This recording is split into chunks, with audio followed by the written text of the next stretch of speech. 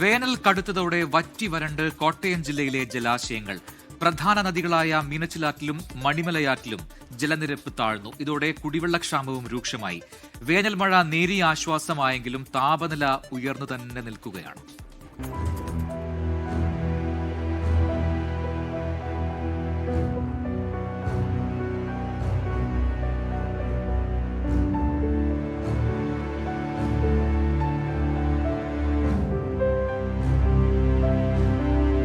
മഴക്കാലത്ത് നിറഞ്ഞു കവിഞ്ഞൊഴുകുന്ന മീനച്ചിലാറിന്റെ അവസ്ഥയാണിത്. എല്ലാ തവണത്തെയും പോലെ ഇത്തവണയും കടുത്ത വേനലാണ് കോട്ടയം ജില്ലയിൽ. ചുട്ടുപൊള്ളുന്ന വെയിലാണ്. താപനില 38 ഡിഗ്രി വരെ ഉയർന്നു. ഇനിയും ചൂട് കൂടുമെന്ന കാലാവസ്ഥാ പ്രവചനങ്ങൾ തന്നെയാണ് വരുന്നത്. ചൂട് ഭയങ്കരമായ ചൂട്, അപാര ചൂട്, സഹിക്കാൻ വയ്യ. സൈന്യമായത് അത് വെള്ളം കൊണ്ട് കിടക്കുന്നത് സഹിക്കാൻ പറ്റുന്നില്ല. വെള്ളം കുടിക്കുന്നു, അത്രയ്ക്ക് വെള്ളം കുടിച്ചുകൊണ്ടിരിക്കുന്നു.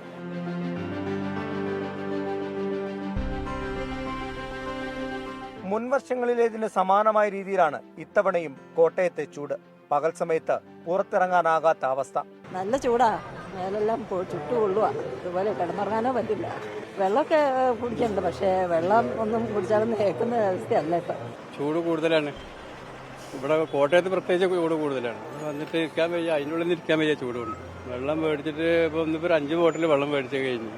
വേനൽ കടുത്തതോടെ ജലാശയങ്ങളും വറ്റി വരണ്ട് തുടങ്ങി. മീനച്ചിലാറ്റിലും മണിമലയാറ്റിലും ജലനിരപ്പ് താഴ്ന്നു. പമ്പിംഗ് നിലച്ചതോടെ കുടിവെള്ള വിതരണവും പലയിടത്തും മുടങ്ങി തുടങ്ങി. കാലാവസ്ഥ മാറിയത് കൃഷിയെയും ബാധിച്ചിട്ടുണ്ട്.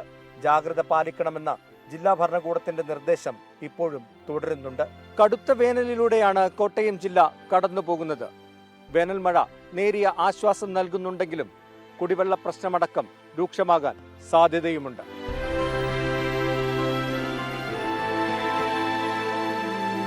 24 കോട്ടയം.